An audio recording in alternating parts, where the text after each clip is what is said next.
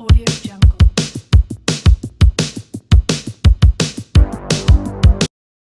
Welcome back. It is time that we continue the Totally Bitchin' 80s Movie Tournament. If those are not familiar and have not gone back and seen our two brackets that we've mentioned before, we went over Gnarly and Where's the Beef.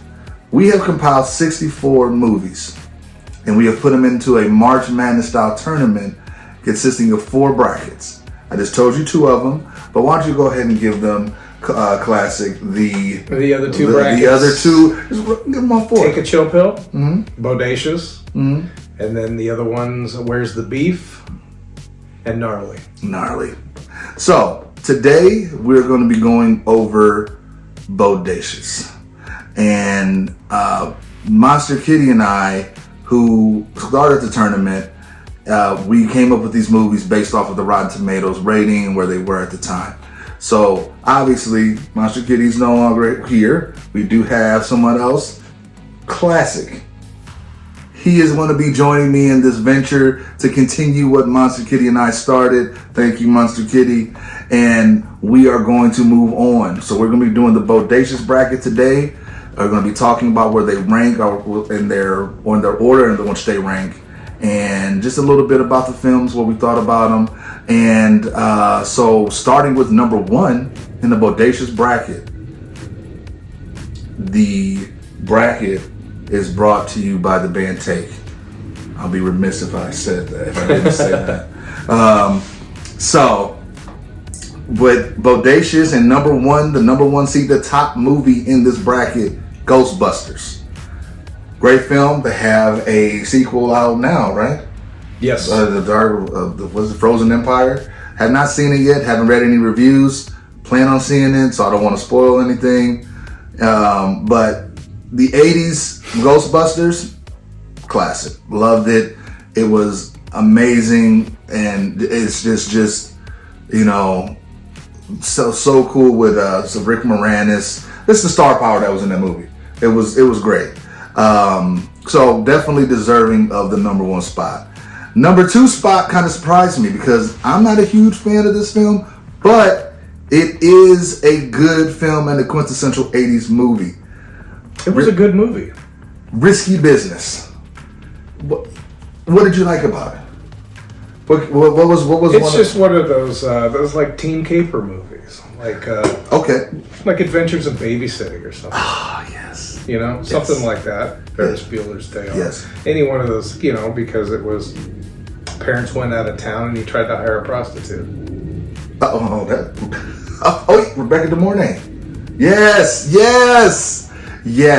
Okay. It's like a different take on your the teen trying to get laid movie of the 80s. And that's the scene with the sliding in the socks, sliding into the room. Mm-hmm. All right, classic scene. So number 3 in the Bodacious bracket is another powerhouse of a movie that could have been number 1 in my opinion, but just based off those ratings at the time. The Empire Strikes Back. This is episode 5. Yes. And I mean, The Empire Strikes Back was a sequel. We thought, and when we were compiling the list, we were like, should we put a sequel in? And Star Wars was done in the 70s. It was a monster hit in the 80s. And it was a continuation from the Star Wars movie. But nonetheless, I think it deserves it being on this list. I mean, just I don't need to say any more about Star Wars. Everybody knows what Star Wars is for the most part. This next movie, however, a little controversial for me because it is a lot of people consider it a Christmas movie and it is not. So come at me, whatever. At MMB72 on X now. When I first started this tournament, it was Twitter still. So, but Die Hard is not a Christmas movie, and Die Hard is our number 4. What makes Die Hard not a Christmas movie? It's not about Christmas. No, Well, what makes it? It's set in Christmas time, but it's not about Christmas. Jingle All the Way, about Christmas. That's the Christmas story, about Christmas. This is about somebody trying to take an ice or take over a building during Christmas. Not about Christmas though. Had well, nothing to do with it. They could have said it in any time of the year. They could have. They picked Christmas for a reason. Yeah, because people are getting drunk at an office party. They could get drunk at any office party. No, it's Christmas time. It's the end. It's going toward the end of the year. It's the. It is a Christmas. It's not okay. All right. You know what? He Santa hat out in the movie. You know what?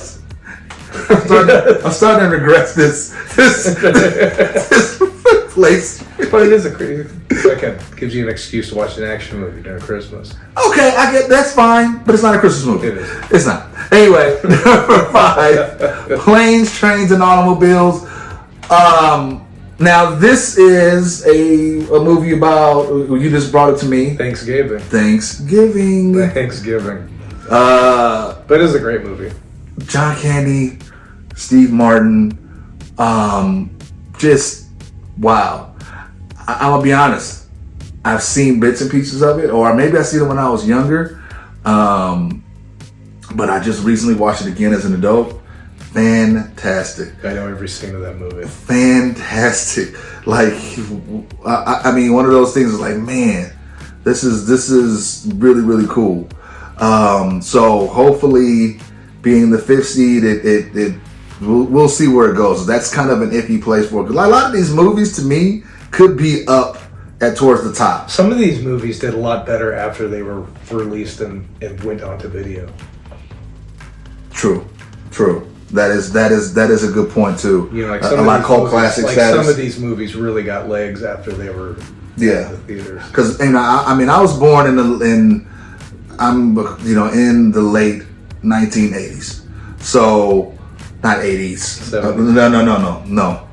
Late 1980. I was born in November of 1980.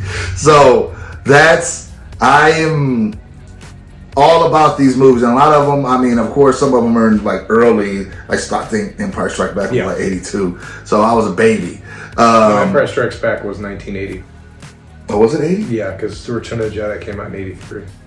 That's right. Okay, so so I saw these after the fact, obviously on video, or it was a video before DVDs and Laserdisc and all that stuff. But yeah, the next movie, because I saw this next movie on video, and number 6 we have The Fly, the remake of The Fly. The 1980s version of The Fly, so it was a remake. Oh, I remember that one. The other one was it was like in 1950s. It was 1950s, and I remember seeing that after the fact, and I'm like, oh my goodness, I don't know which one was creepier, but everything, the process and the acting between Jeff Goldblum and Gina Davis is worth the admission in itself, and I'll never forget that scene leading up to and after, or up into the donut scene. Just go watch it. It just gets worse and worse from there, or cooler and cooler. It just depends. I don't know. But then we have another one that's in here that I think that could be a little bit higher based off my own personal opinion, because of just when I watched it, I was just like, I was in that mode, and I was kind of feeling what they were feeling at the time.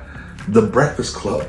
It's a classic. The Breakfast Club is just a quintessential 80s movie. And I know I'm gonna say that a lot, but it is. This is one of those movies where when you think of the 80s, you think of The Breakfast Club. You got the Brat Pack, you got John Hughes. How many John Hughes movies you think made it into this entire bracket? Oh, I think, honestly, I think we did 3. I think 3 John Hughes movies. And I that is a good question, and we'll look at it and we'll go over the next bracket. But The Breakfast Club is amazing. Continuing our strings of movies that start with and number 8, The Shining. The Shining, Stephen King Stanley Kubrick directed, Stephen King wrote it. It's based off his book. Jack Nicholson, Shelley Duvall.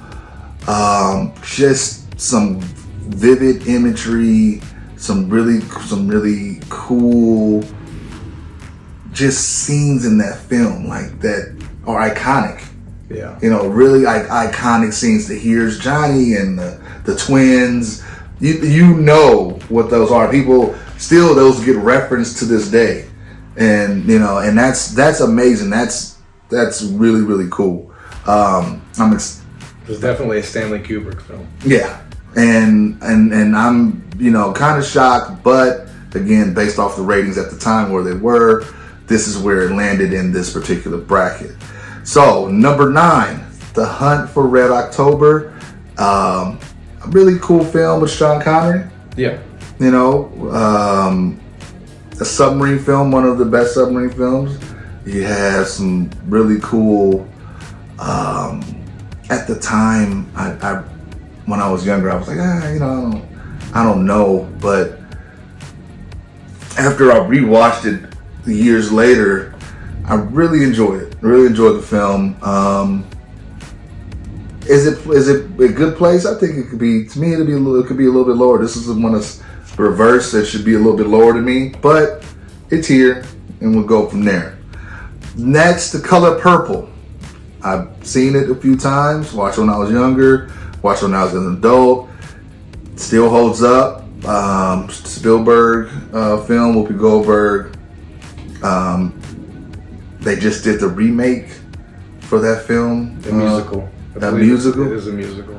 If it's a musical, that's a shame. Not a big musical fan. I enjoy some of them. I don't know what it is that. But anyway, I don't want to go on a tangent. Number 10 is The Color Purple. Number 11. Sequel is being made now, as you brought to my attention. Yes. And it is made by, it's directed Tim Burton, who is very instrumental in creating some more of the iconic scenes and helping forge a way for directors to be different and not just so formulaic. His style is, he definitely has his own style. Yeah. Tim Burton with Beetlejuice, Michael Keaton, another Gina Davis and Alec Baldwin film with Winona Ryder as well in this movie. And it's, as a kid, I had no idea what was going on until Beetlejuice shows up in full bore. Oh my. It goes off the rails. If you have never seen Beetlejuice, go check it out. Definitely check it out before you go see the sequel. It's hilarious. It's funny. It's oh man. And Michael Keaton, you would not. I guess that role for him at the time was quite a departure from the stuff he had done. Yeah. He had done some comedy stuff like Mr. Mom. Yes. But he'd done some more serious. I don't want to say too serious of stuff, but he did do the movie about the automakers. Yeah. Oh yes. Yeah. Which was more of a serious movie. Yes, and it then, was. Like he did and then Beetlejuice came out. And Beetlejuice. Which was like really corny for him, but he pulled it off. He pulled it off. He pulled it off, and then was able to do Batman after that. Yeah. Yep. And Batman, and just so he went on to do many more movies. After that. So Beetlejuice at number 11.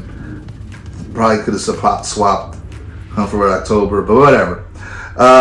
Next we have Scarface. Now, I don't know exactly how you feel about it, but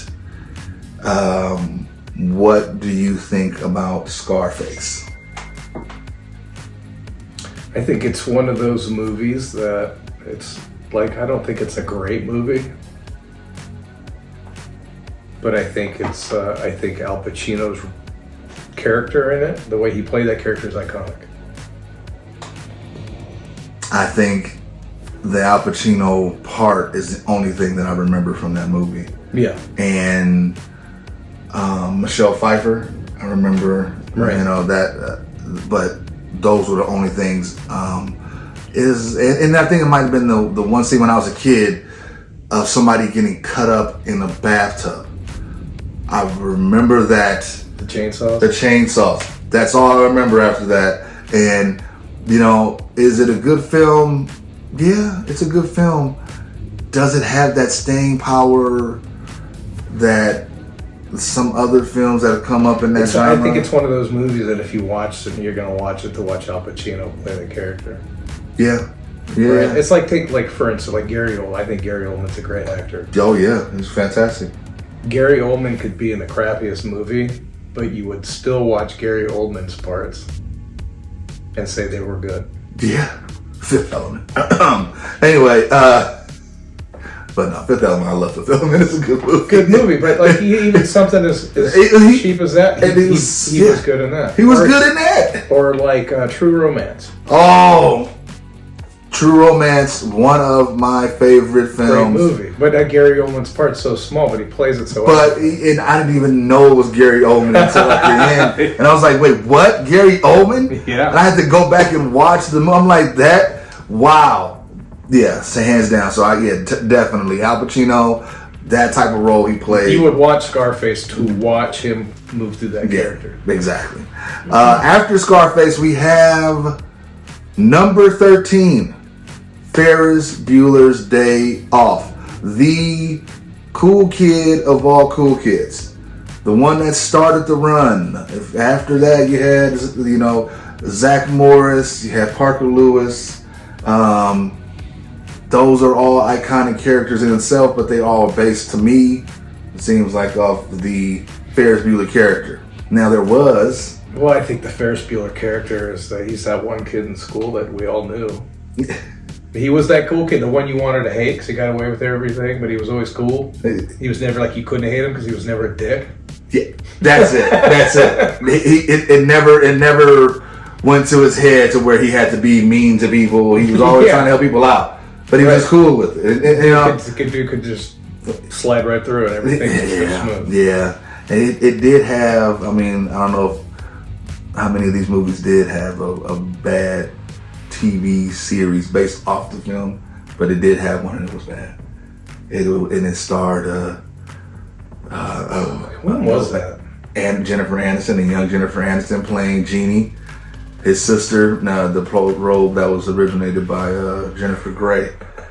So, but yeah, it was bad. But the Ferris Bueller, that day, just wanting to have that perfect day with your friend, your girlfriend, just doing what you want, and just, I mean, who doesn't want to have that when they were in school, or even now when you're working? It's like, you know what? I'm come up with some elaborate scheme to get me, my girlfriend, and my best friend off, and we're going to hang out. I mean, it's cool. It'll be overkill, but it's cool. Right. But it's another great film. 14. Caddyshack. What year did Caddyshack come out? It came out in the 80s. Early 80s. I'm not... It's a National Lampoon movie, though, isn't it? Yeah, I think so. It's kind of like Animal House. I think so. So Animal House, that movie is funny. But yes. I think it was more funny at the time. Yes. Like, there's some comedies in the 80s that hold up great today. I don't think Caddyshack is one of them. I agree. I didn't see Caddyshack until I was older, and I just did not see the appeal of this. And like, when we were going over this before we started, it was like, hey, maybe it's just because I'm not a golfer, but you brought up a good point. With Billy Madison? Or no, Happy Gilmore. Happy Gilmore. Because like the sequel to Caddyshack, when I was like a teenager, we had a copy of it on VHS. And I've probably seen that movie 100 times. But it's funny to me. It's cheesy. But is any of the original cast in it? No.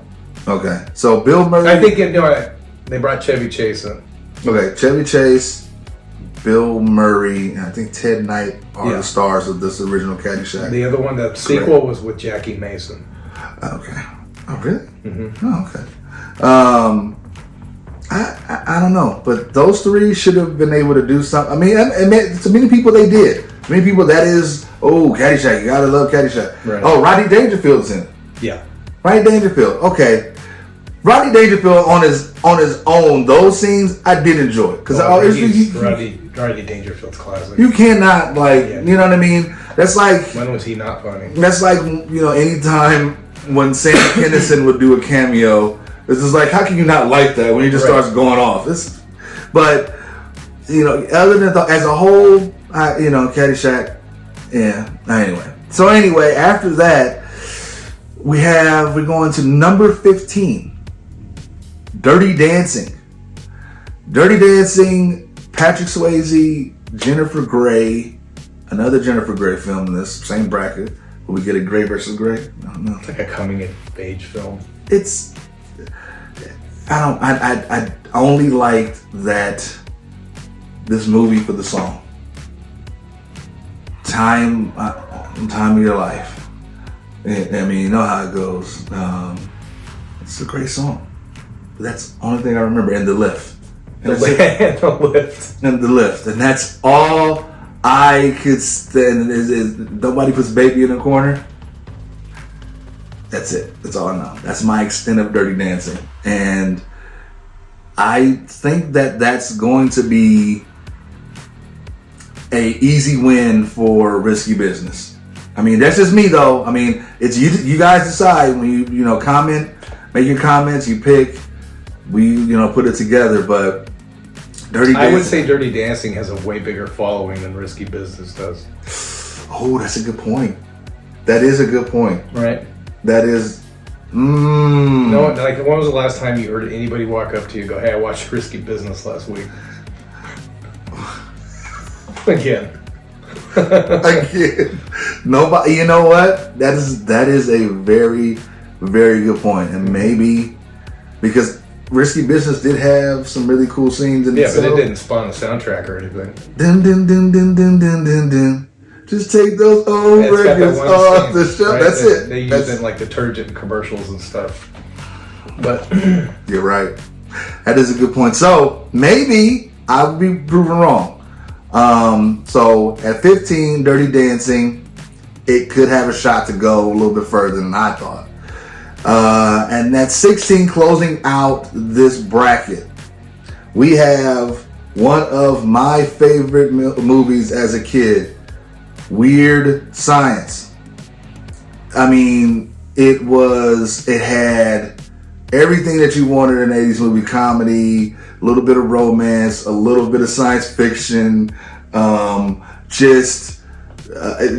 It was all of it rolled into one, and you have two guys that create a genie in their room with a computer, and it just goes on from there. I don't want to spoil it for anybody who hasn't seen it, but it is 2024 now. You definitely should have seen Weird Science if you're going to watch it. If not, go watch it. But great film. Kelly LeBrock played the genie. I mean, wow. It was amazing. Anthony Michael Hall and Bill Paxton. Bill Paxton is Chet. Uncle Chet. He was the brother. Yeah. There's a brother that turns into that gelatinous thing at the end. Oh, I still see that to this day. It was one of the creepiest things I've ever seen in my life. It was a great effect because it was practical. It was a great effect, and it just looked, oh my goodness. So as a kid seeing that, I was just like, whoa, what's going on? But great film. I think it should have been higher, but based off of the ratings, that's where it was at. I don't know, classic. I think Bodacious is a strong bracket, and I'm willing to see what can come out of here and take on some of the other ones, but we'll see. So hopefully you guys will join us in the next round, and we'll go from there. But until then, MMB classic, and the Totally Bitchin' 80s Movie Tournament is again brought to you by the band Take on 72entgroup.com/take. And we'll see you next time.